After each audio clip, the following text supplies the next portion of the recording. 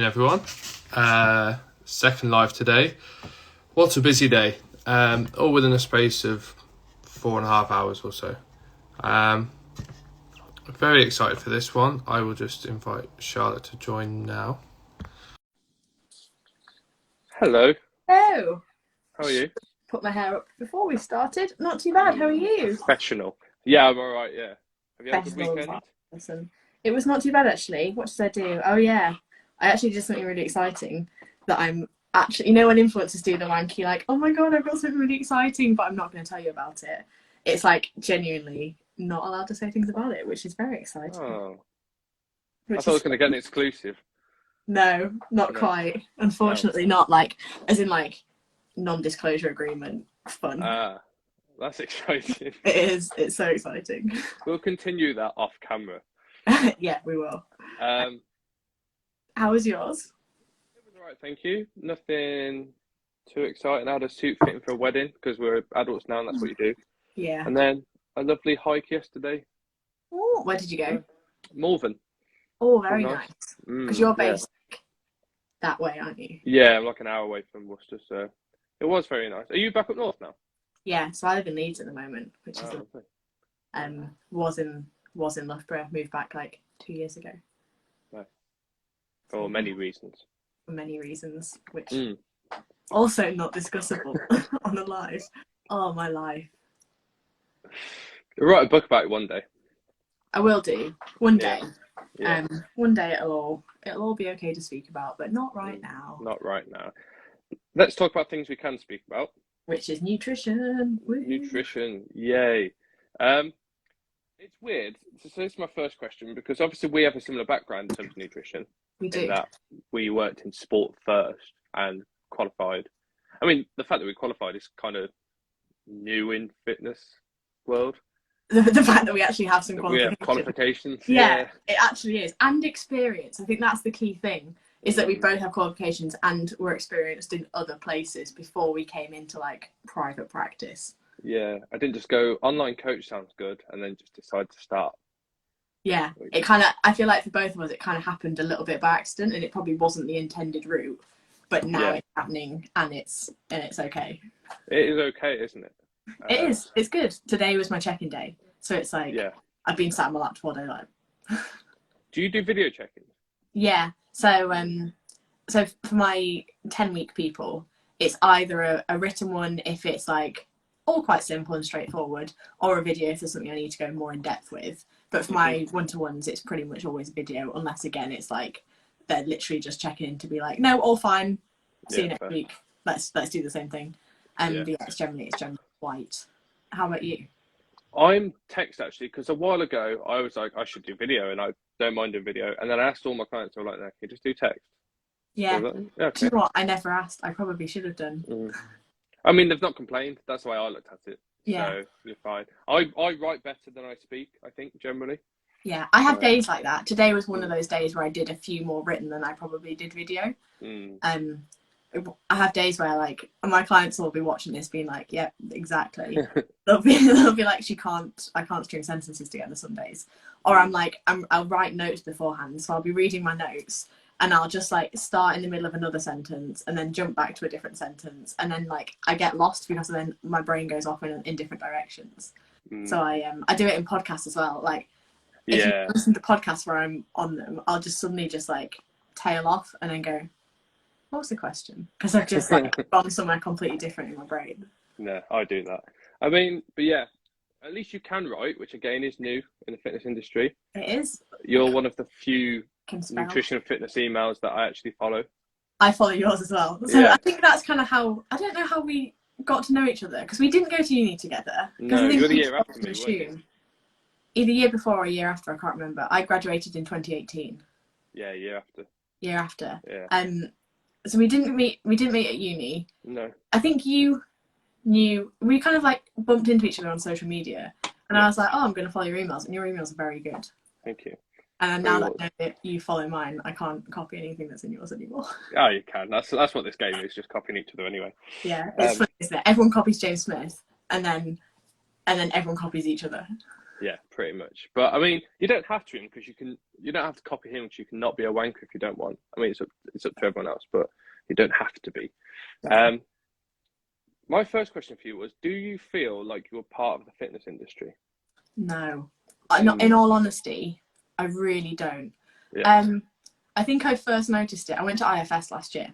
Oh yeah. It was in London, so I was meant to go the year before, when it was in Barcelona, or the year before that, whatever the first year was when it was in Barcelona. And I actually ended up spending the week in hospital with sepsis instead, which was great fun, as you do. So I ended up not being able to go. So I went last year when it was in London, and it was just, I've always noticed it at like Body Power and like IFS really kind of hit it home. I was like, these are more my people, but also like I feel very separate from it. And I think that's probably due to a lot of the practices of the fitness industry. It's still very write people a plan, write them a meal plan, give them some calories and send them on their way. Like, how do you think about it? No, I don't. And I often feel like the same as you in that I don't feel like part of the fitness industry, which is weird because I often comment on it, but then don't feel part of it. Yeah. I think because I feel like we have a very similar ethos in terms of nutrition. And I think, it's very different. It's very removed. Like, I don't know if you've ever watched any of like Fit Pro mentor type content, and I can't relate to it. I really relate to it, and a lot of it is this like write people a plan, sell them it before you've written it, charge them £3,000 a month and give them a home workout plan and some meal plans that you buy from somebody else. And I just can't get on board with it. I think the fitness industry lacks values a little bit. Yeah, and I think my issue is that I don't see that because social media is an echo chamber and mine is very carefully curated so that I don't see that. And it's only when you go to events like that, which I've not really been to, where you're like, oh God, yeah. So I only ever go to like our nutrition ones, so SNL type ones, and all you see there are people who are working in elite sport or people who work for themselves who have like a massive crisis of confidence, like, oh, I don't know if I can tell this person what to do or charge that much. And you get the fitness industry, like, I charge $5,000 just to tell them to be more disciplined. Yeah, £5 a month. Harder. That'll be £200, please. Yeah. So, yeah. And it freaks me out a bit when you hear these mentors being like, oh, just tell people, just put your prices up. And I'm like, but you can't do that.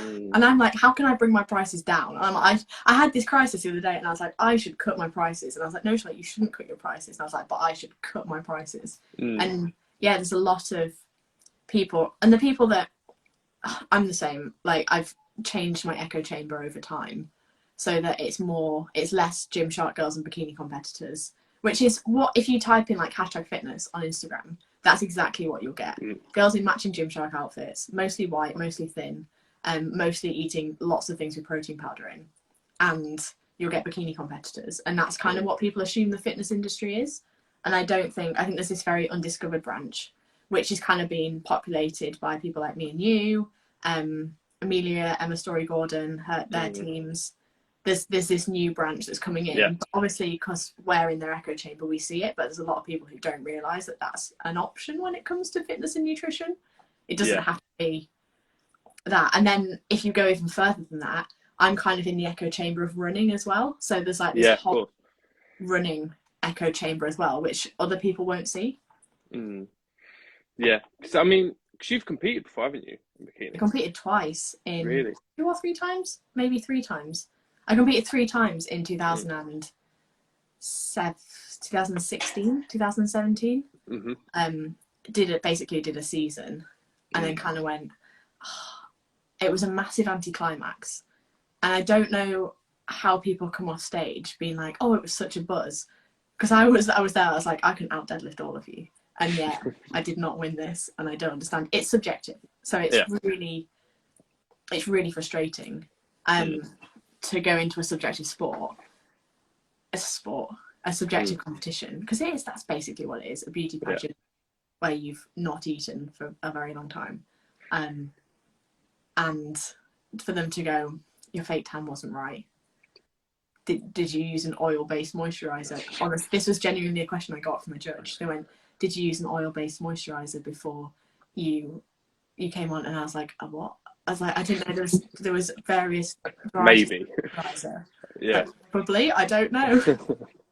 But I think the irony of fitness being bikini and physique stuff is fitness. The definition of fitness is the ability to meet the demands of a given task, which at bikini and physique, by the time you get on stage, not a lot you can meet the demands of. You can't do a whole lot. I could do a lot.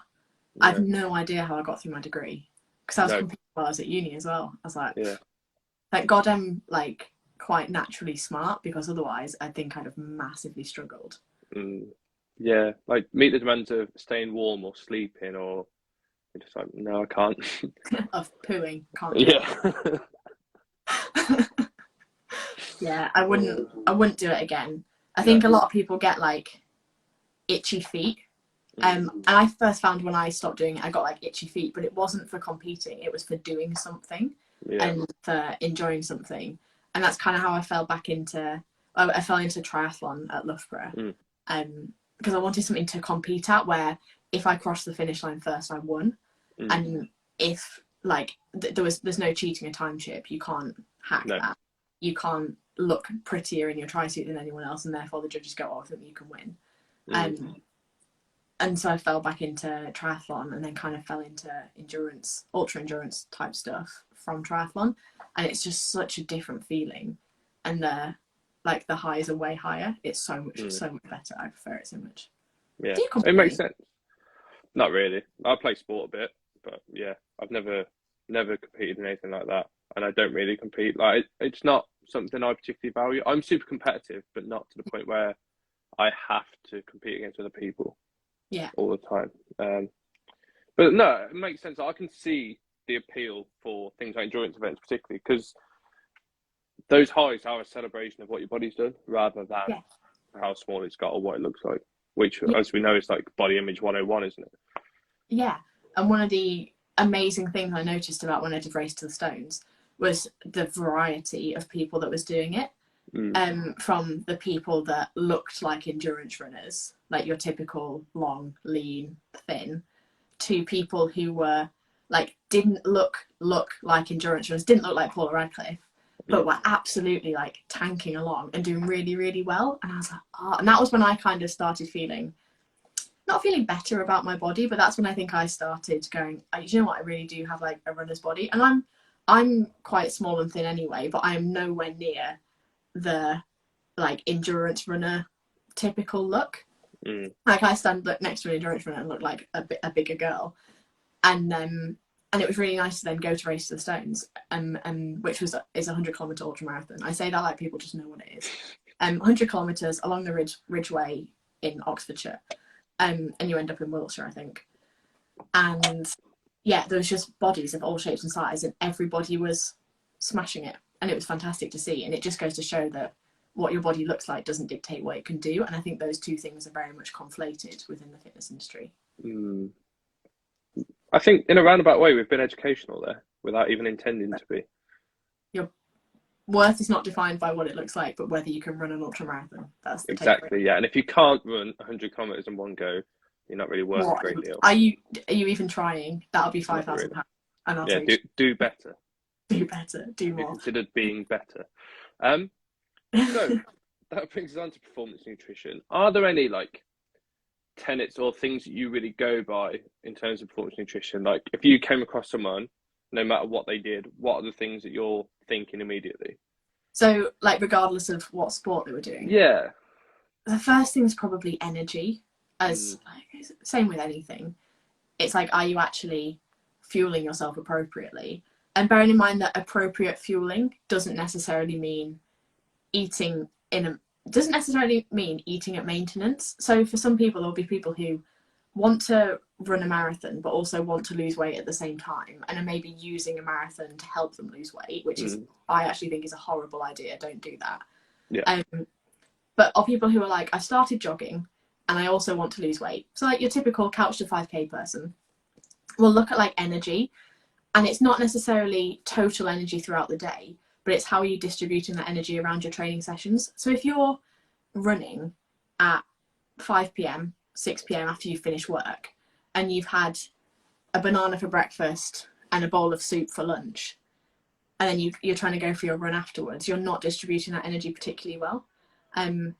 So like, are you actually fueling? And fueling doesn't necessarily mean eating shitloads. It just means eating enough to get through that activity. And like, fueling will look dramatically different depending on what you're doing. So if you're going out for a 20-minute jog, you don't need to be tremendously fueled, but you probably need to have had some carbohydrates at lunchtime. You need to have had a bread roll with your soup.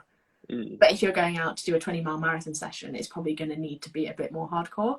So it's kind of like looking at the energy and then scaling it up or down based on what needs to happen. Energy, hydration is a huge one, especially in summer. And I suppose in winter, because you don't have that drive to drink because you don't get as thirsty and dry. Yeah. But yeah, hydration's a huge one. Carbohydrate would be the next one. And even in strength-based sports, you still need to be eating carbohydrates. And this is where a lot of those like bikini competitors go really wrong, is that they decide to go keto. There was a infamous bikini coach who basically just put all her girls on keto.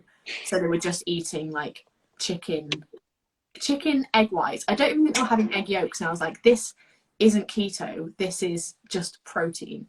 Basically like a protein and vegetable only diet. And they were all like, I just feel like absolute shit. My training's gone to shit because I can't do anything. And I can't even like, I remember talking to one girl and she was like, I got to the bottom of this flight of stairs to go up to like a lecture or something at uni, and went, nope, and turned around and went back to her car because she was like, I was so tired, I couldn't face the stairs. And I was like, that's mental. But yeah, actually giving yourself enough carbohydrate to fuel the activity as well, because that's the primary fuel source you're going to be using in pretty much any activity. As your energy, this is why I sometimes do written check-ins. As your exercise intensity increases, you swap over to using more carbohydrates and less fat. So the graph looks basically like that. Does it? Yes, it does. So as your fat expenditure, fat burn is really high here when you're doing low intensity stuff, and it gradually drops down the higher the intensity get, and your carbohydrate at rest is very low, but then the usage increases as you hit there. And when you hit about like 55-65% of your maximum working capacity, that's when it starts to swap over. What's it called? Like, I don't know if it's your VO2 max or if it's your like max power output or something like that. Maximum work capacity. Yeah, I think that's like that classic graph you're thinking of is VO2 max, isn't it? I think. Yeah, I think it might be VO2 max. Yeah. But yeah, basically when you hit about 65%, you're predominantly burning carbohydrate. So actually, even for a not particularly difficult run, because if you think about 65% of your VO2 max, a lot of people who are going out jogging are going to be working there or above. It's only once you get to really fit athletes where they probably don't hit 65% or even like 55% on their like slow, easy zone 2 type runs. So yeah, energy and adequate distribution of energy, carbohydrates and hydration are the 3 things that I'll look at first. And it's surprising how many athletes that I come across and they go, what fancy things are we going to do? And I'm like, you're going to have breakfast. And they're like, I don't have breakfast. Regular meals. What? Like, you're going to have some lunch. It's like rice and water. And they're like, what am I paying you for? And I'm like, rice and water, do it. Yeah. And then they come back and they're like, oh, I feel so much better. And I'm like, oh, that's interesting that we put carbohydrates into your diet and now you're running well. It's like if you didn't put petrol in your car and you're like, my car's broken. Yeah. Yeah, and then try and like put some air in your tyres and see if that works. When actually, rather than addressing the actual problem, which is there's no fuel. I think people forget how important carbs are. Like, obviously, I work more with strength athletes when I do work in performance sports. Like, your central nervous system needs carbs. Yeah, it needs fuel. Like your brain's preferred source of energy is glucose. So even if you're working like a really thought intensive job, so using Simon Whaler-Half as an example, is like doing consultations in the GP surgery all day. He comes home and he's like wiped, and he needs carbohydrate to sustain that and to fuel that. And even that, like, it's more, I say I'm linking brain power with like CNS, but it's all kind of like this entire brain spinal column thing. It's all using carbohydrates, so you do need them. You also get the benefit of, like, if you have a high carbohydrate diet and you're a strength athlete, your muscles will be fuller. So it can change your leverages a little bit as well, which is really helpful. I don't work with as many strength athletes. I tend to work with more endurance. So we're like opposite ends of the spectrum on that. Yeah. But I think like people forget there's a difference between like, do you need carbs for optimal performance, and will they make you feel good? And like if you're training to feel good, like just have some. Have some. Because you might not need it for your half-hour run, or might not need loads. But I bet you if you had them an hour before, you'd feel better. Yeah. Oh, 100%. And it's, like you said, you're not trying to stop it getting to empty. You're like making sure that you start up here so that you end down here, instead of trying to take on just enough so that you, when you finish, you're at empty. You're not trying to do that. You're trying to make yourself actually feel quite nice. I think people forget you actually use quite a lot of carbohydrates in day-to-day life as well. I've had a few lifestyle clients that we've just introduced some carbohydrate into their day, and or carbohydrate at every meal, or 2 out of 3 meals if they've been just having some like cereal at breakfast, salad for lunch, salad for tea. We'll introduce some starchy carbohydrates, and they're like, oh, this is what I've been missing out on. It's like, yeah, it's great, isn't it? And even like I have a few military clients, and I've had a few previously as well, and it's they are always amazed by how much carbohydrate they actually need to be able to do their jobs. Yeah, no, absolutely. And I think they also taste nice, and we forget about the importance of that in like general adherence. How many people do you come across who are really unsatisfied by their diets but are only eating like protein and vegetables and like a tiny bit of carbohydrate at their meals? Yeah, quite a few. I imagine if I worked more with fitnessy or fitness industry type people, you'd get more. So I don't get many like gym bunnies where it's protein and veg. But I think a lack of satisfaction from meals is a massive thing for so many people, because then you get like the diet culture people of, I've done detox shakes or sins or points or whatever, and end up just eating food that they don't enjoy and wonder why they still overeat. Yeah, like the satisfaction thing is a huge thing. And there are 2 things that I do for people with that. It's like, right, you're going to add some starchy carbohydrates, not like fruit or veg, basically. Potatoes, rice, pasta, cereals, and an adequate portion of them as well. And people are really scared to do this. They'll be like, oh, rice, a tablespoon of rice. And it's like, no, have a decent scoop. Adding some starchy carbs, and people often find their digestion improves when they do that as well. They stop feeling as bloated. And actually putting some fat in their meals. The amount of women especially who come to me being like, oh, I'm just so like unenthused by my diet, I'm so unsatisfied, I don't know why I'm binging, I don't know why I'm overeating. And then we start cooking their food in olive oil and put some cheese in their sandwich, and all of a sudden they're like, oh, this is great, like fixed. Turns out fruit and veg is nice if you cook it properly with some oil. And fry light spray. Exactly, yeah. Like I have a fry light, and then I have a 3 egg white omelette, and I just don't enjoy my meals. Wow, really? Wow. I'm not coming to yours for dinner. Or they feel really lacking in energy. And it's like, well, you don't have any fat, and so your hormones are tanked. And that's why you don't want to have sex with your girlfriend, because you're not having any dietary fat. That's happened a few times. Yeah. We introduced even like some salmon. It's like, right, can we swap that chicken breast for some salmon? And it just helps so much. Yeah. Well, I have like beef mince instead of chicken every 3rd day. Is that not enough? Like, no, not really, no. But it's 5% beef mince. 5%, obviously. Like, not too much fat. Don't want to take the piss. Yeah.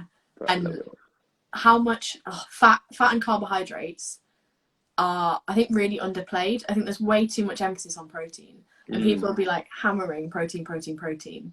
And yes, it's important. And yes, you do need enough of it. And there's 2 ends of the spectrum. There's like the fitnessy people who have way more protein than anything else, and the not very fitnessy people who probably need to eat more protein and meat. But the people who feel really unsatisfied by their diet probably need to sacrifice some protein and have a bit more carbohydrate and fat in there instead. Yeah, even just swap a protein bar for a Mars bar. Like, you can do that, and it's probably more enjoyable. Working in strength sports, I've sometimes been in the weird position of dropping people's protein intake and then spacing it out better for them. So sort of like in between the two of like diet culture, we'd be like probably have some protein at breakfast and lunch rather than just at your evening meal, and maybe a snack with it as well. But also like rein in the protein, because it would be like cereal or croissant for breakfast or toast, sandwich at lunch with a bit of protein, and then like 150 grams of protein just all lobbed in at the end of the day. I've hit my protein target. Yeah, not 2 chicken breasts, and then like Greek yogurt mixed with whey protein powder and berries for pudding. Yeah. Not a pudding. No. But yeah, it doesn't work very well at all. And it's something that like endurance athletes are also really bad at. They're really bad at protein. I put myself in that category. I don't eat anywhere near enough protein as I probably should. But I have the issue of like, I have really bad bowels when it comes to artificial sweeteners. So I really struggle. I would use whey protein if it wasn't chock full of artificial sweeteners. And that's a problem that me and other clients have had, is that they've taken out protein powder and then gone, oh, I feel so much better. Like I feel so much less bloated, so much less like blur all the time. So if my protein, anyone who's watching this ever works for my protein and they want to devise a non-artificial sweetener protein powder, do it, because I'll buy it. Yeah, I'll buy it and I'll tell everyone how great it is to not have the sweetener in it, and then I'll build your market for you. Yeah. Oh, it's so much better. I work with a lot of IBS clients. That seems to have become like a little bit of a niche. And because I started struggling with IBS when I was competing, and it's probably because I didn't have any food volume. So I just probably killed all my gut microbiota, and then really started struggling with like bloating and stuff like that. And went through obviously like all of the testing to make sure that I wasn't dying, and it was all fine. And since I then overnight cut out artificial sweeteners, and most of it resolved itself, and it was amazing. So if anyone who's listening to this wants to take away a key point, if you struggle with IBS or like bloating or upset tummy or anything like that, get rid of protein bars and protein powders and those flavor drops that you're putting in your porridge or your coffee. Get rid of those sugar-free chewing gum and see if that helps, because it's such a killer for so many people and they don't realize it. Yeah, I think with fitnessy people with struggling with digestion, the 3 things normally are: the sweetness is a big one. The other thing is they're having about 1,000 calories, and most of them are coming from sweetened food, which we know that you actually require energy to digest food. And actually, that's quite a big thing, is like we see it in low energy availability. Like we know in reds, digestion is an issue. And then because you're having such a low energy intake, you actually can't, even if you try, fit that much fruit and veggie. So you're actually not getting any fiber. You can't fit any carbs in, like you said, so you're not getting any fiber. So those 3 things I've seen quite a lot of. And they're like, I'm going to take this probiotic. Will that help? Or insert other shit thing that Holland and Barrett said they should buy. Yeah. No, eat some food, like real food. Yeah, eat some. The thing that really seems to help IBS patients is eating a bit of starchy carbohydrate and a bit of fat, especially in like the fitnessy ones. And it's so simple, but people hate simple things. Yeah, no, it's easy to just buy something for 20 quid from a shop, isn't it? Yeah. And also, like, there's no point taking probiotics if you're not then going to feed that bacteria. So if you take it, it's not gonna stay there. You're just going to poo it all out, or end up actually just really constipated. So you actually have to feed it with some fiber, which is annoying, but there you go. That's nutrition. Yeah, I think gut health's one of those areas, and I'm certainly by no means an expert, because I think people probably underestimate how little we get taught at uni about things like that. It's one of those areas that's going to be huge soon, but obviously people see that and then try and profit from it. So there's a lot of misinformation out about it. And if you want a good gut health person, like Dr. Megan Rossi is probably the place I go, who is an actual gut health researcher and is pretty much at the forefront of the gut health research. But yeah, it's linked to so many areas that we don't know enough about at the minute. Like mental health, it's linked to mental health, which is, it blows my mind that your belly controls the big sad, basically. Or what else is it linked to that blew my mind? Like mental health, even like physical health conditions, like cardiovascular disease. Yeah, I've seen some links to like the neurological stuff, like Alzheimer's, Parkinson's type stuff, which is mad. But I think the thing that blows my mind is the fact that it's bidirectional. So that affects your brain, and then your brain affects obviously your digestion and stuff. That's crazy. Yeah, it's very underappreciated, but also there isn't really any secret hacks to fixing it. So these people that are like, oh my god, I can heal your. Apparently everyone has SIBO, which is small intestinal bacterial overgrowth. Every gut health person will be like, oh my god, you've got SIBO and we need to fix that, when actually you're probably not drinking enough water if you're constipated, not eating enough soluble and insoluble fibre. So there's 2 types of fibre. Basically, vegetables and oats pretty much sums it up. And you're not eating enough, like food volume is a huge thing for people. If you're actually not eating enough food, you're going to struggle to poo because there's nothing there to poo out. And also, you're not sleeping and you're working 90 hours a week. So the stress of that's probably having quite a big impact on a lot of people as well. And the things that we know improve your gut health is basically eating a massive variety of foods. Yeah. So that's the thing. Who are eating. Outside of, like clinical issues, it's a relatively simple fix. It's not a difficult thing, really, is it, to optimise gut health? It's really not. And that's something that Dr. Megan Rossi, who is, I think she's the only gut health person that I really follow. One of her posts the other day was like, basically the only thing you need to do is eat enough of different varieties of food. And they're doing tests and tests and tests and tests to work out what to do with it. And they can do like fecal transplants and things like that, which do seem to be effective. But outside of, like you said, clinical issues, you just need to eat enough of different things. Wide variety. Get loads of different colours on your plate. And I feel like a massive like sellout nutrition fraud when I tell my clients it's like eat the rainbow, and it actually is helpful advice. It actually works. Yeah, no, absolutely. So I think trying to expand people's food and variety brings us onto relationship with food a little bit, because people try and eat as little as possible, and sort of the fitness industry pushes that, and that good nutrition is eating 3 things over and over again.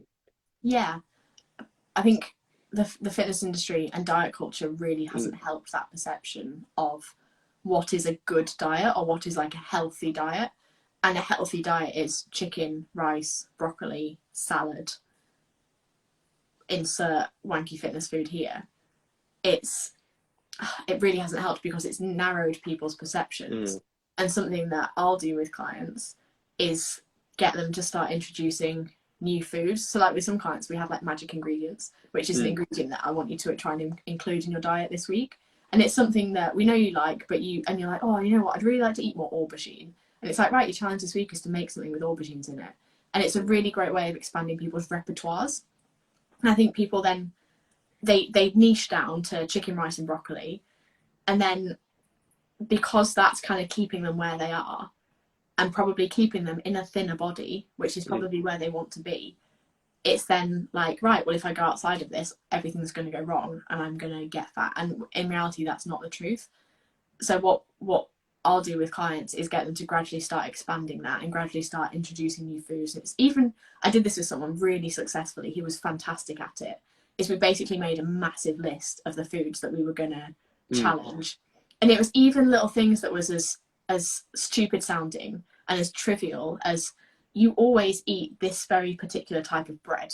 When you go to your next supermarket shop, I want you to choose a different type of bread roll. And he was like, I got a poppy seed roll and it was really, really nice. And I might do that again. And people learn that nothing bad happens when they then do that. And I think that's what people are worried about. It's like, oh, I lost this 3 stone by only eating these 6 foods, or only eating this rotation of meals on this meal plan. And that's why meal plans are problematic, but don't get me started. I ate this meal plan, which had these 6 foods on it because the personal trainer who gave it to me was too lazy to think of anything that had variety in it. And therefore this is what works, and therefore this is good, and therefore to be a good person, because people then attach their self-worth to the food. And when you attach labels to food, you then attach yourself to that label. I'm making really inappropriate hand gestures. When you then attach... Don't do that with your food.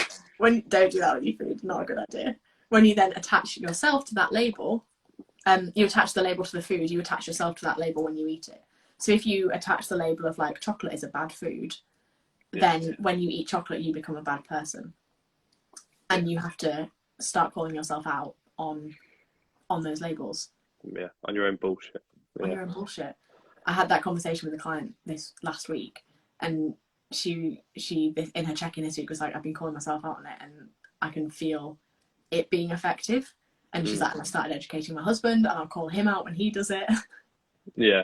I think it's really prevalent, isn't it, saying like, I can't have this thing or I am this thing. That's sort of like cognitive fusion of I've now welded to this idea and I'm not going to let it go. I had a conversation not that long ago with a client who was adamant they were addicted to food or to chocolate, and they always overate when they had it. And so I said, like, oh, do you have chocolate when you're at a restaurant?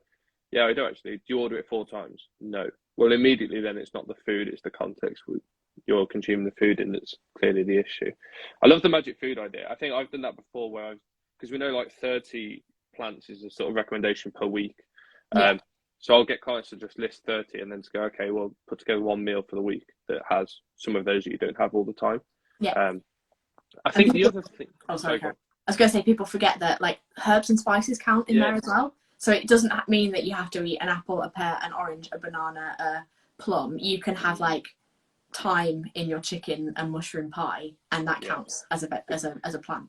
It pushes you to cook nicer food. Like rather than buying like a shop bought guac, for example, you get avocado, you get some coriander, some tomato, and you make it yourself. And suddenly got 4 portions of veg where you wouldn't have done before.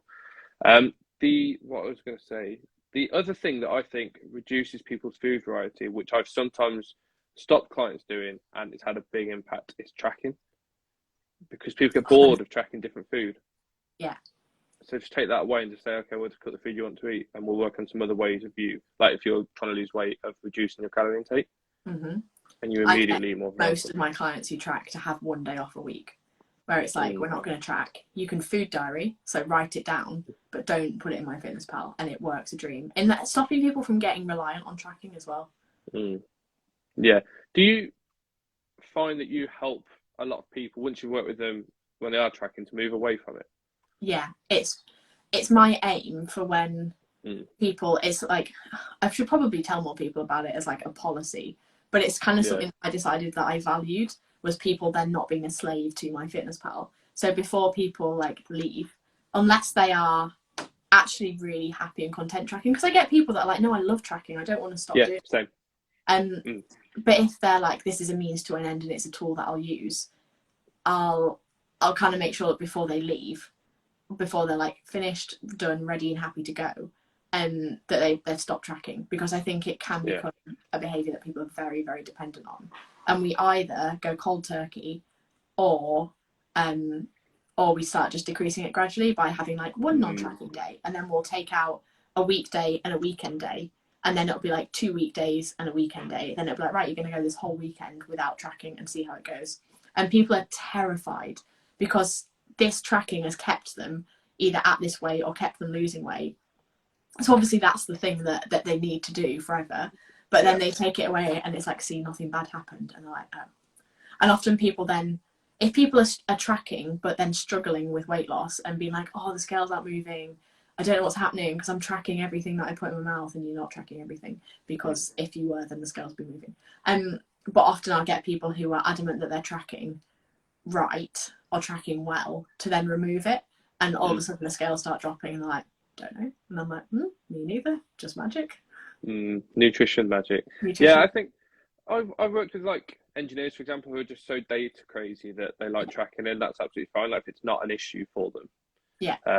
But yeah, I think it's interesting you say that, because I've used and do use both approaches. Of some clients, I'm like, right, let's pull the plug on tracking, no more.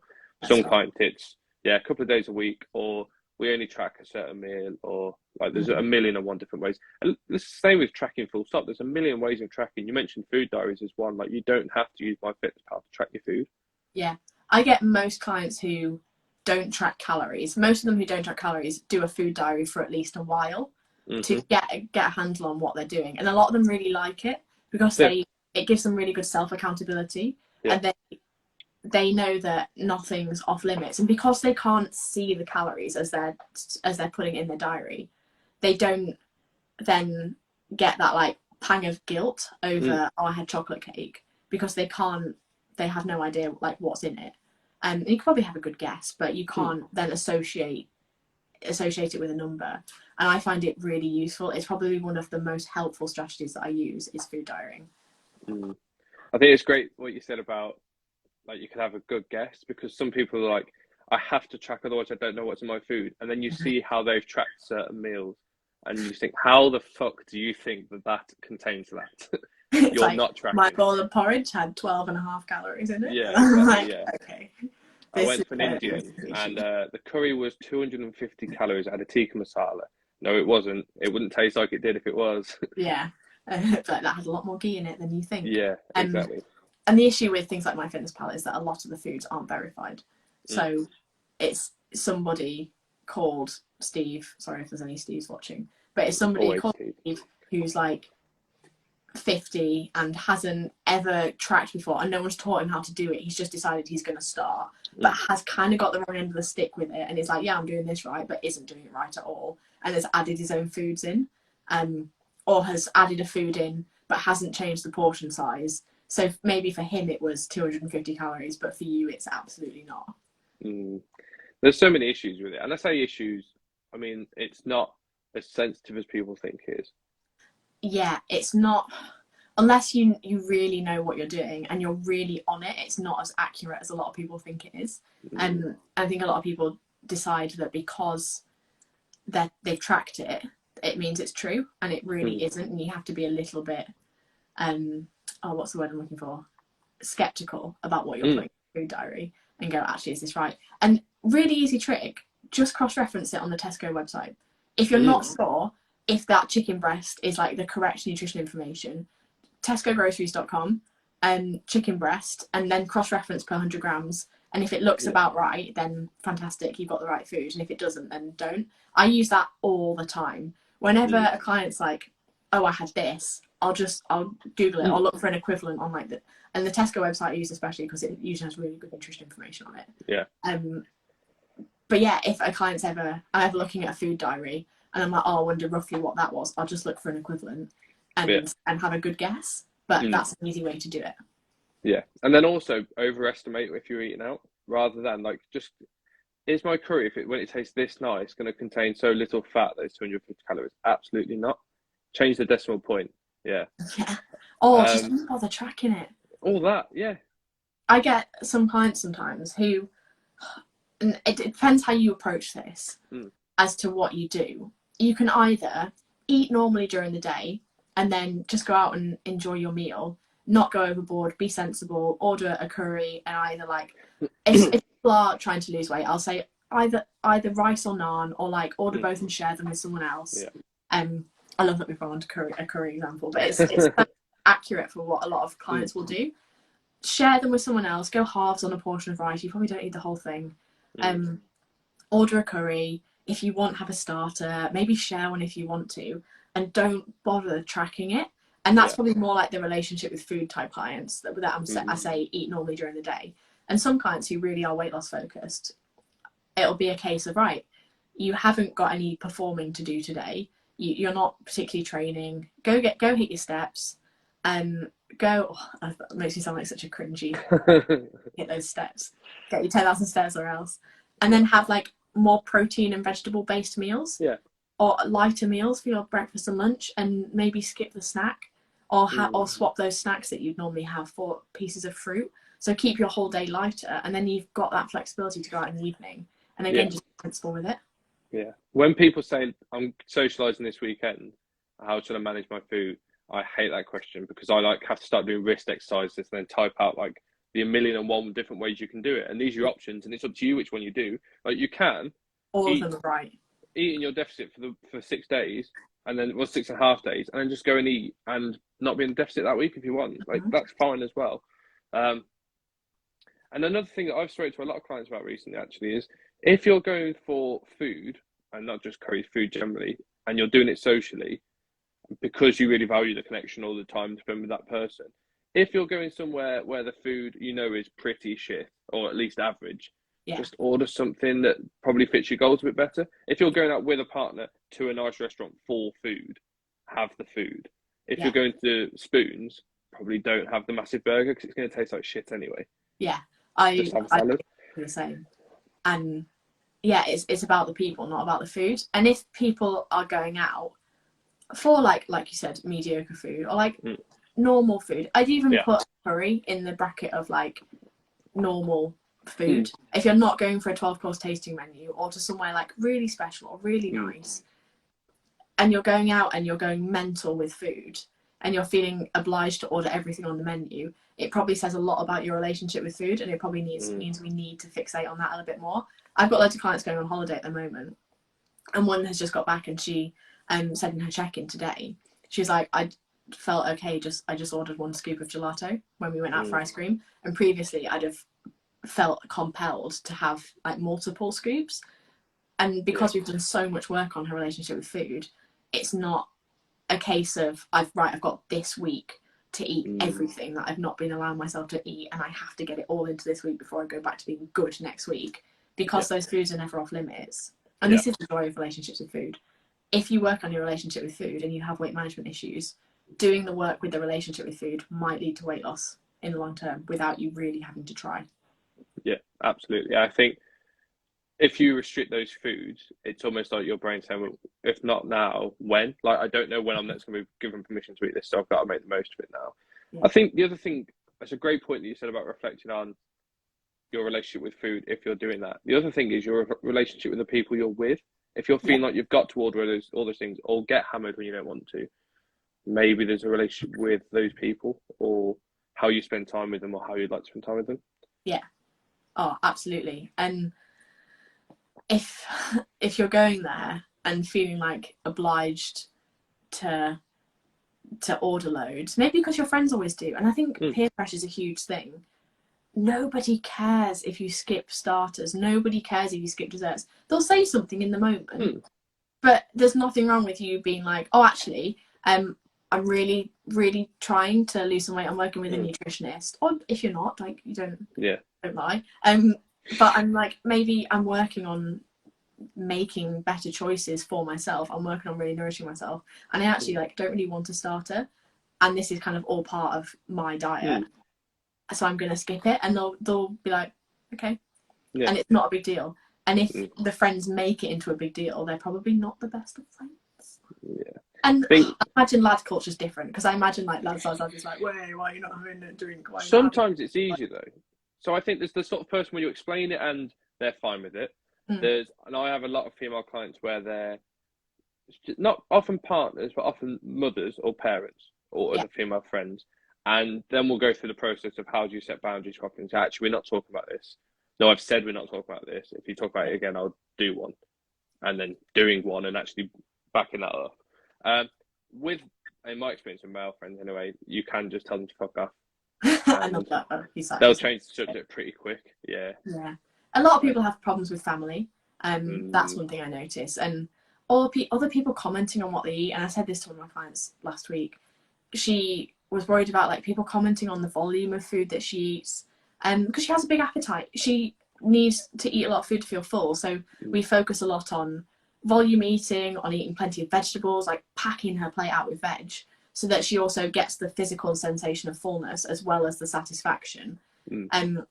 Because we've noticed that actually if we reduce her portion sizes, she just ends up feeling really hungry. Like she's like, I'm really satisfied, but my belly's still rumbling.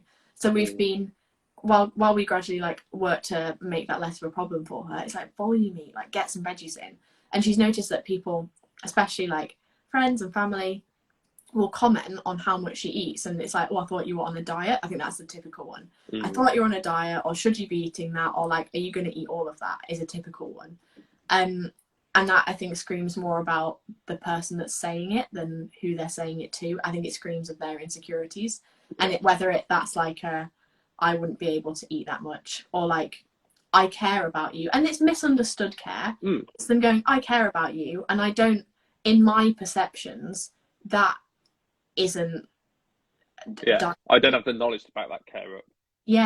And I've kind of said to people, like, just explain it to them. Say to people, oh no, so I'm working on my nutrition, I'm more than happy to explain it to you if you'd like. And that way they get to be like, oh no, it's fine, just leave it, and then feel a bit embarrassed about the fact that they've said anything to you. Or you can actually have a chance to like educate them if they want to understand what you're doing, so that they can better support you. And that client's done that, and she's like, actually, it worked really well. Yeah. Tell you who has a harder time than clients justifying their food choices? Us. 100% us. So much. It's getting easier, I think, as the maybe because I don't go out with friends I don't have like friends that will comment on my food. Yeah. Like since lockdown, I really just haven't particularly seen anybody because I moved and all my friends kind of moved. Everyone sort of dispersed all over the country / the world. So I have friends in like Ireland, Portugal, the States, like everywhere. So like, and Simon doesn't comment on what he eats, so it's fine. But yeah, like I think it's getting easier, but I don't know if that's just our echo chamber on social media. Yeah. I think first time I meet people, I still get it. First time I eat with people, and then I quickly shut that down so I don't get it again. I'll forever be an absolute scumbag for having 2 sugars in my tea. Forever. There's no way around it. It's a heinous crime. Do you know what? I'm a coffee snob who is partial to a caramel macchiato from Starbucks. So, but I enjoy everything. Not a coffee, it's a dessert. I enjoy everything on the coffee spectrum. Yeah. So I drink black coffee and I'd happily drink espresso. I would order a flat white from a coffee shop. I'm happy to have like a nice latte with syrup in if the weather's nice. Yeah. Had a caramel macchiato, also is a dessert, but also lovely. Don't care. Yeah, and you see people, don't you? And I remember, so while I was doing Race to the Stones, at the end, you get to the end and there's like, they put food on for you and it's literally like chicken, burgers, chips, like fried chicken, burgers, chips, those kind of things. Because A, you need the calories, and B, you need the salt because you've been sweating for the last 14 hours. And I remember I bumped into a guy who, you chat to people as you go along, and I bumped into him again at the end and he was like, "Oh, hey up, nutritionist, are you eating chips?" And I was like, fuck off. I just ran 100 kilometres, leave me alone. Yeah. But, I mean, and the other thing with that is obviously you do get the suppression of appetite after exercise. So actually food choices that are more palatable are probably the best option. Yeah. I train a lot, like way more than normal person probably should. It's like for like a non-professional athlete, I train too much, or more than a regular person. And 100%, a lot of the time, if it doesn't taste good, I'm just not that fussed. So all of my meals, and if I ever post up on Instagram, it'll be Weeping Tiger steak the other day. Really confused a lot of people. It was not a steak from a tiger that was crying. It was steak, and you put some fancy soy sauce. It looked good though. It's really good. Really great way to cook steak. We got it once from a takeaway, and Simon was like, "Oh, it's fantastic." And we got it, and I think we got it Deliverooed or something, and it like was a bit soggy and a bit cold and a bit not very good. And I was like, I could do this better. So I made it ourselves, and it's really tasty. It's a very like Thai style steak, really nice. But yeah, I think whenever I post food on Instagram, that's genuinely what I eat, and it has cheese on it. I use chicken legs instead of chicken breast because I prefer them, and chicken thighs also because chicken breast is really expensive. Chicken thighs and chicken legs and salmon and roasted vegetables and stuff that's got like spices and flavors because I'm just not that bothered about boring food. I think it's nice for people to see that you eat normal food as well, with flavour in it. Like what I eat in a day videos are depressing. It's like oats with protein powder and like a banana and a bit of peanut butter, and it's like, that's very nice, but also boring. I say that my breakfast is really boring, and it's like, oh, I had a snack and I had a rice cake. I had a cheesecake, a rice cake with a spreading of light Philadelphia and a bit of peanut butter dribbled on top. It's like I had a healthy cheesecake. And so honestly, yogurt and Weetabix isn't a cheesecake. That's a big bugbear at the moment for me. It's not a cheesecake. Although overnight Weetabix is really nice. You can do it like overnight oats, but with Weetabix. Oh yeah, tastes really absolutely. good. But just call it that. Just call it that. It's not a cheesecake. Yeah, and then it's like air fried sweet potatoes, but they also didn't put any olive oil on it, so it's just like dry, crunchy sweet potatoes, a piece of fish, and some like vegetables, and it just makes me. And some of them are quite nice. I follow a few vegans who do them for a bit of like recipe inspiration, but I'm very selective with who I follow for that. And I get hints and tips about like salad dressings that you can make. Like a tahini salad dressing is a wonderful thing. Yeah, it is. Just little bits and pieces like that I might not think to do, like how to make pesto out of an avocado, and to coat your spaghetti in. But some people, I think the fitness people, take it too far. So yeah, if you're going to look at any what I eat in a day type stuff, look at foodie people, because you'll get really nice ideas from there. And I've had great ideas that I've used, and different cultures as well. Like I follow a few like Asian foodie influencers who show that type of stuff, and I'm like, oh, that's great. And now I do loads of, I'll do like summer rolls, you know, like the spring rolls, but in the rice paper. Yeah. And they're really good and they're super tasty. So yeah, my days. I think the thing with all those food pages is they rarely post the whole day. They'll just post meals, and that's great. I follow loads of food posts because I love food. Yeah. But they don't post like, this is what I eat in a day, and then also a picture of them with belly and clothes on. Yeah. It's not the same. Yeah, like linking the food they eat to the body that's probably quite genetically determined. Yeah, and I think that's almost, I still have an issue with it, even when people post probably an appropriate amount of calories for them. So I've seen people do it with like 2,500 calories, but you're still sort of pushing this idea that this is what people should be eating to be like you. Yeah, or this idea of like, well, I can eat 2,500 calories a day and be thin. Yeah. Fuck you all. Like that kind of idea of like, you're not good enough because you can't eat two and a half. I've tried that and it doesn't work. I'm the problem. Yeah. It really, it annoys me so much. Like thin influencers going, here's what I eat in a day, which is 2,800 calories. It's like, yes, but you also are an online coach. You do 23 billion steps a day. And also most of your food intake comes from like vegetables and chicken and stuff like that. Oh, it just annoys me. Yeah. I've wanted to for a while study and look at a correlation between amount of times people see those videos and disordered eating. That'd be really interesting. I think there would be. And I did sort of start it, but then trying to get it through university is hard. Yeah. And there's so many different ways of measuring both. Well, there's no standardized way of measuring Instagram, and then there's loads of ways of looking at the other stuff. So yeah, I can imagine. I want to see that, and people that take nutrition courses at undergrad, and they're just all so many. Even like, I feel like I'm quite well put together. Even I really struggled.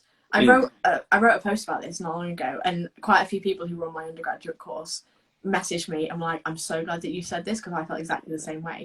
We had this module called Nutrition 21, and it was basically all about like nutrition in the 21st century, and it was basically diet culture. It was a module on diet culture.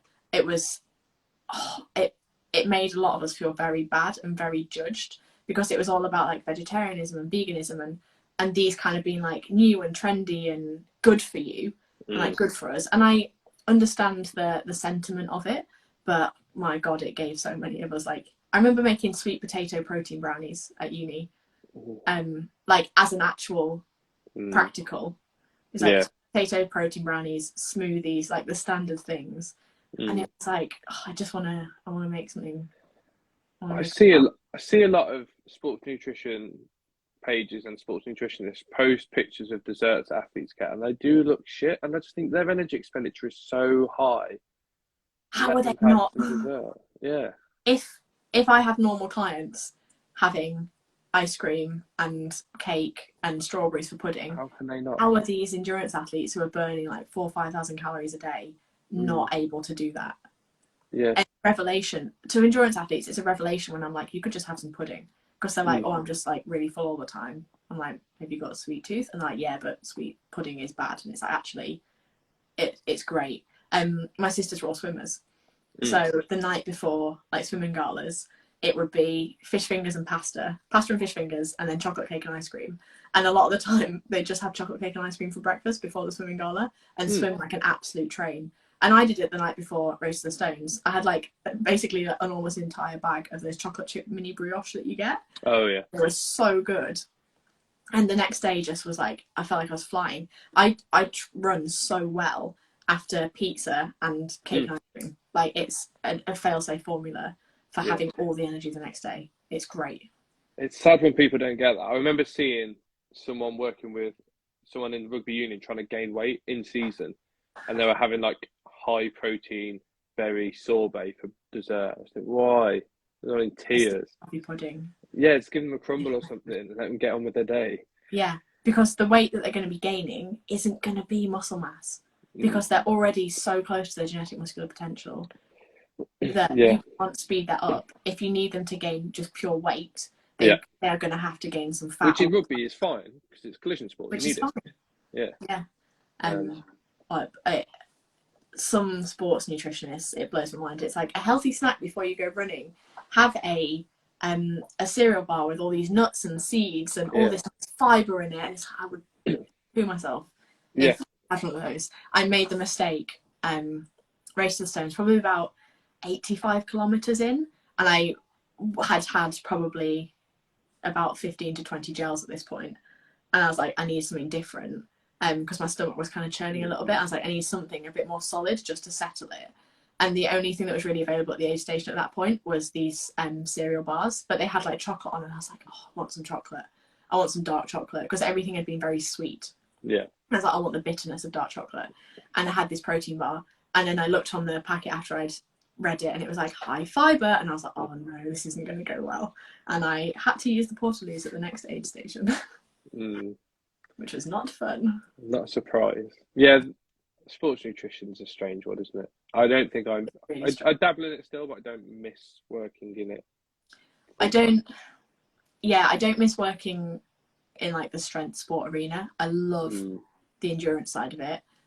A population I really, really love working with is like the first timers, like the beginner ultramarathoners, beginner Ironman people, beginner like triathletes, because you can make such a difference to their journey, and they're so like willing, because they're not jaded by this other sports nutrition stuff. They're so open to all of your suggestions. So when I'm like, have you tried having pizza the night before you go for your big bike ride? Because also you're not going to have all that mechanical jiggling that you get when you run. I love it when they're like, oh, that worked a treat, and they feel great for it, and then they perform really well, and because they're performing well, they can like handle more training. And then they get better because they can handle the training capacity and actually do the training because they have energy, and it's so rewarding. And I basically get to save them a lot of hardship of going, I need to eat healthily because I'm doing endurance sport. I completely relate to that. So when I was at Hartbury, I used to work with like obviously college and uni 16 to 21, and it's exactly the same. Like they've got no preconceptions about nutrition other than what their mums told them. So I get to unteach them that, and then be like, go and eat some food. Your training volume is mental, and so is your like education, like study volume. So yeah, you've just won. We've played 80 minutes. Have some pizza. Blows your mind. I used to work with Doncaster Rovers football club, the academy. And they'd be like, oh, like when's the best time for a takeaway? And I was like, a match. You've just run around, especially if you've been on for most of it. If you've come on for the last 5 minutes, don't do it. But like honestly, after you've had a really big training day, or you've had or you've been on for the majority of a match and you've just played 90 minutes and you've been powering around for 90 minutes, because they moved a lot. It surprised me just how much. I went to a couple of the games. It surprised me just how much they actually were running around and how fast they were going as well. As someone who admittedly doesn't know a whole lot about football, but knows enough about like the energy systems and I didn't realise literally just how intense it really is. When you watch it on TV, it doesn't look that intense. No. But yeah, they were like, when's the best time to have a takeaway? I was like, after a match day. That's when you want to be doing it. Because you've also got a recovery day the next day. So you don't need to have your digestion in the best place ever. And then you can kind of have something a bit more gut friendly that's not going to make you feel a little bit like heavy the next day. And you can be back at training feeling really fresh and really energized. Because generally, if you have a takeaway, like if you have a pizza or a kebab, it's actually really high in protein and high in energy, which is what you need. Yeah. I think I remember seeing a talk from a very, very like high up sports nutritionist who worked at international level, still does, like bragging about the fact that he'd removed sauces from the table, like ketchup and stuff. Was it and Chris? Just like, no, it wasn't. Was it Laura Bannock? No. Oh, was it not? In that sort of like in that ilk circle though, yeah. Yeah. I was just like, why? Yeah, what's the point? He made the great point that he then made them present the food better when the players were getting it, because then it looks nice and they're more likely to eat like veg if it's presented in a way that looks palatable. Yeah. But a bit of sauce never really hurt anyone, I don't think. But what you said about watching broccoli and ketchup to eat it, do it. Yeah. What you said about watching the game's interesting, because when I watched a talk from Sophie Killer once, and she was like, shot put. I thought that wasn't that hard. Then I went to training and have to go and collect it every time they're throwing it, and suddenly my idea of their energy expenditure is like doubled. I'm like, oh yeah, like I get it now. Yeah. Sophie Killer was at Loughborough. You were at Loughborough, weren't you? Yeah. yeah, so something that she said, actually we challenged her on and she didn't really have an answer for it. She basically went, no adult should be eating full fat dairy. And like immediately three of us, you know Lizzie, don't you, Lizzie Briasco? Yeah. Immediately we were all like, why? And she just didn't really have an answer.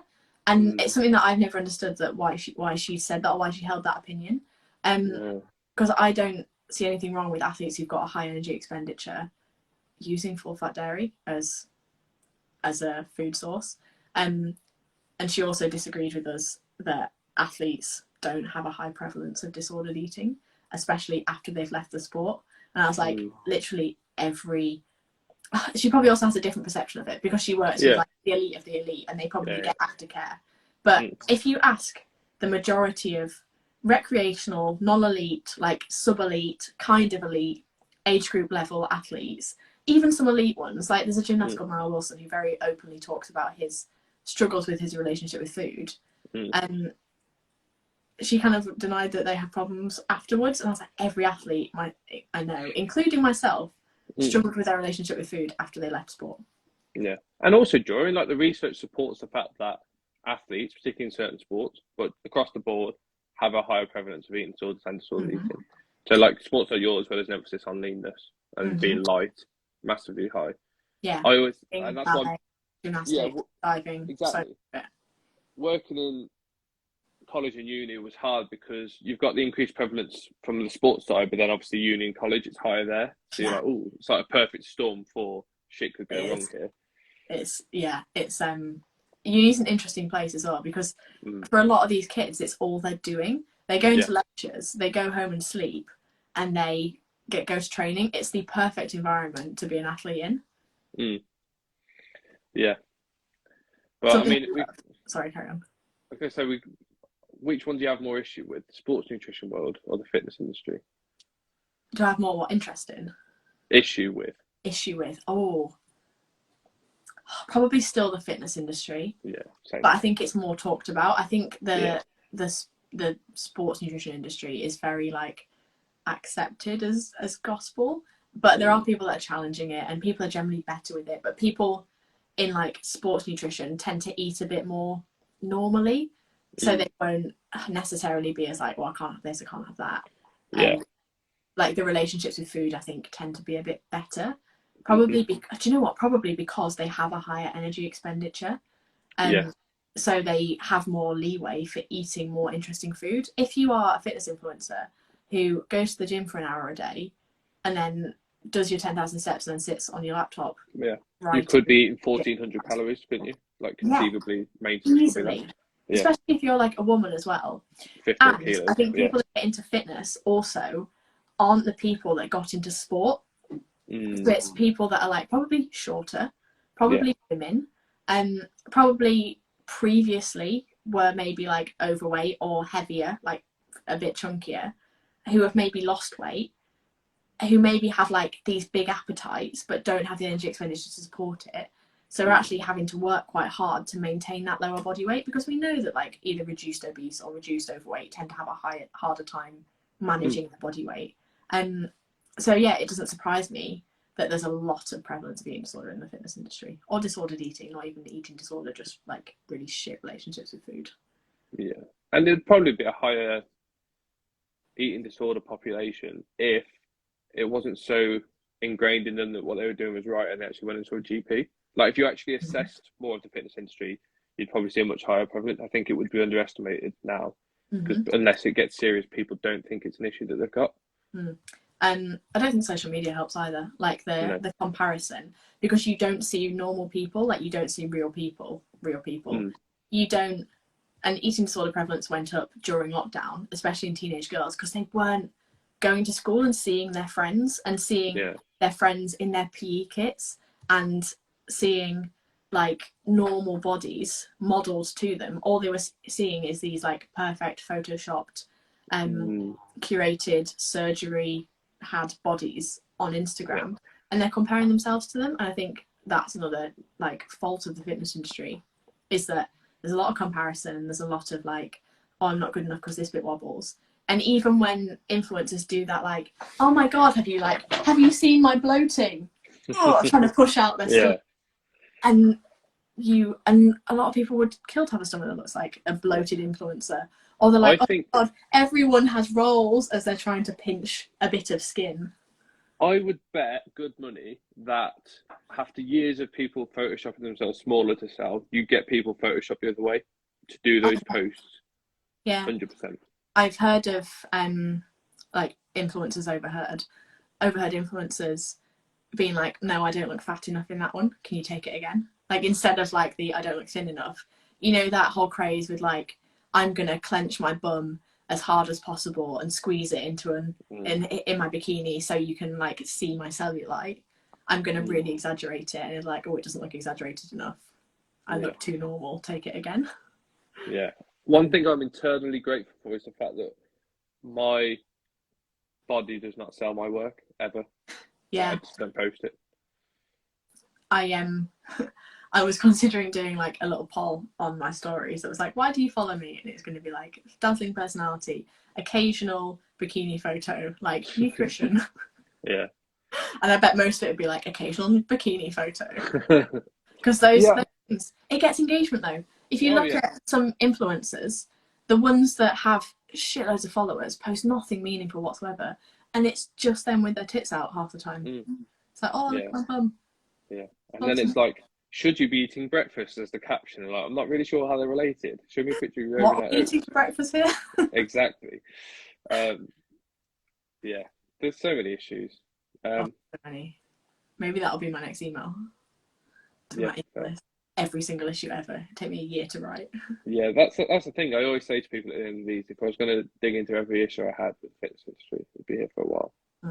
I think that's why I really like the type of people that I work with, is because a lot of them have either been like burned by the fitness industry or just don't feel like they fit in. Yeah, don't identify with it. Like, they're not 20 something, they're working mums, they're retired, they have like finally got to the time in their life where they're going part-time in their jobs, or they're like I was always the fat friend. And I really like the little group of people that I work with, because they are all people that feel a bit rejected and separate and distant from the fitness industry as well, and don't feel like they'll ever really fit into that, and don't want to fit into it because they see it and they're like, nah, that's not me. Yeah, no, I have exactly the same. I think I got into strength sport, and then I found my interesting relationship with food, in that a lot of the women I was working with did it as a way of losing weight, and then realised that they really enjoyed it and wanted to be good at it, and they still had all the old hang-ups about food, but then were like, oh, actually, I'm now an athlete as well. Once I convinced them they were athletes, they were like, I need to sort my food out. Can we do it in a less wanky, non-fitness way? Yeah. Which I love. And it's really nice when you get people to realise that actually you don't have to do it in the wanky fitness way. And it's like, oh, I thought that was it. Thank God for that. I thought that was the only way. And it's lovely when people have that realisation of, oh, having a sweet tooth isn't a bad thing like the fitness industry makes out it is. Yeah. And I can treat my sweet tooth with more than dark chocolate and natural peanut butter. Yeah. Being a foodie is not only not a bad thing, it's probably a good thing for you, and you should probably lean into that rather than run away from it. Yeah, I think the people that aren't foodies are the ones that probably really do end up with poor relationships with food, because they are like not terrible health outcomes, but like poor gut health. Yeah. In the fitness industry, because they never like learn how to cook, because they were always there's no drive, is there? Because it was always chicken and rice, and like, why would you bother with anything else? Yeah. So I think actually being a foodie and being interested in food is really helpful. I agree. Yeah. We should probably leave it there, shouldn't we? We should. Have a quarter. Oh heck! Time flies. I feel like we only scratched the surface as well. Oh, there's so much. We'll have to do some podcasting, because that'd be good. I genuinely think we'd have a good time. We would. We'll do another one of these where it's solely the fitness industry and our gripes. Get people to send them in advance, and we can just go in on them. I'll give you a few months to write your list as well. Yeah, a few months. I think we'll take that. Right. Yeah. Thank you very much for that. Thank you for having me. Seriously enjoyed it. Yeah, I thoroughly enjoyed it as well. And we will do it again, and we'll sort some podcasts out as well. We will. Right. Thank you everyone for joining. It's tea time. Yeah, thank you very much. What you having today? I think I've got curry, funnily enough. We're having carbonara. I'm so excited. Ooh, proper carbonara. Yeah, like I'm going to go make it now. I'm so excited. Right, I will leave it there, and thank you so much. Thank you. Speak to you in a bit. Bye.